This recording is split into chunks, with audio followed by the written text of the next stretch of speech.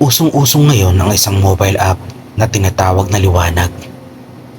Isang augmented reality game na parang kombinasyon ng treasure hunting at horror survival. Sikat ito lalo na sa mga kabataan dahil sa nakakatakot nitong tema at realistic na visuals. Ang premise ng laro ay simple.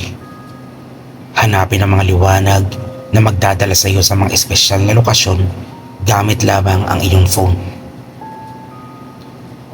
Sinasabi sa mga ad ng app na ito raw ay ang ultimate experience para sa mga mahilig sa thrill. Si Trina, isang vlogger na kilala sa paggawa ng content tungkol sa mga paranormal, ang naingganyang subukan ng app. Kasama ng kanyang mga kaibigan na sina Marco at Ben, naisipan nilang mag-livestream isang gabi. Perfect content to.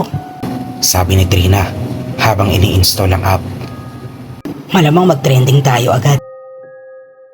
Habang ginagamit nila ang app, agad silang inutusan itong maglakad patungo sa isang abandonadong warehouse sa gilid ng kanilang lungsod. Nakita nila sa screen ng kanilang phone ang isang liwanag na tila humihila sa kanila papunta sa loob ng gusali. Grabe ang creepy, sabi ni Marco habang sinusundan ang direksyon sa app. Pero sa likod ng kaba, lahat sila ay excited. Lalo na't parami ng parami ang nanonood sa kanilang stream. Pagkapasok nila sa warehouse, nagsimula ng magbago ang vibes. Mula sa masaya nilang usapan, napuno ang paligid ng mabigat na katahimikan. Sa screen ng kanilang phone, nagpakita ang isang AR na mensahe. Malapit na ang katotohanan. Sundan ang liwanag. Ang problema, walang liwanag sa paligid, kundi sa screen lang nila nakikita ang gabay. Nakarating sila sa isang kwarto sa dulo ng warehouse. Sa loob, nakita nila ang isang altar na puno ng kandila. Parehong pareho sa mga imahe na lumalabas sa app.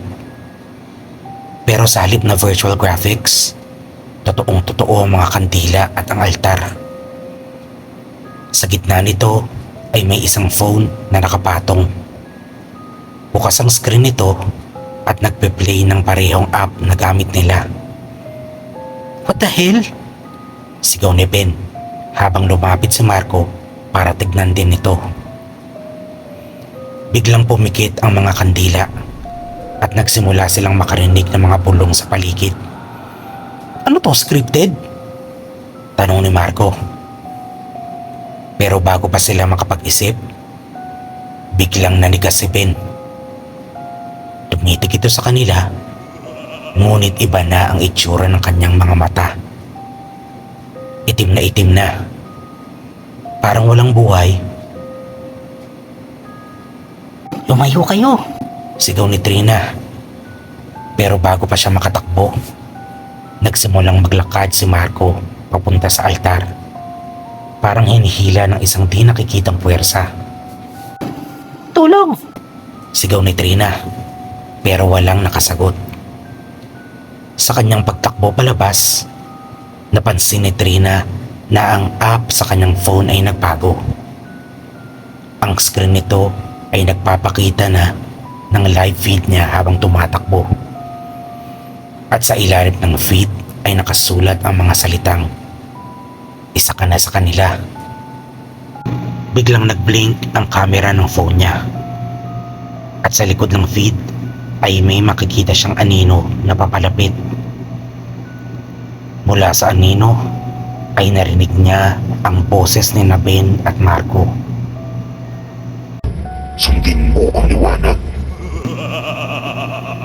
Kinabukasan, nag-viral ang livestream ni Trina. Pero walang nakakita sa kanila mula noon. Sa huli ng video, bago ito makat, makikita ang tatlo nilang mukha. Nakangiti sa kamera at sabay-sabay nilang sinabi, Sabihan mo rin.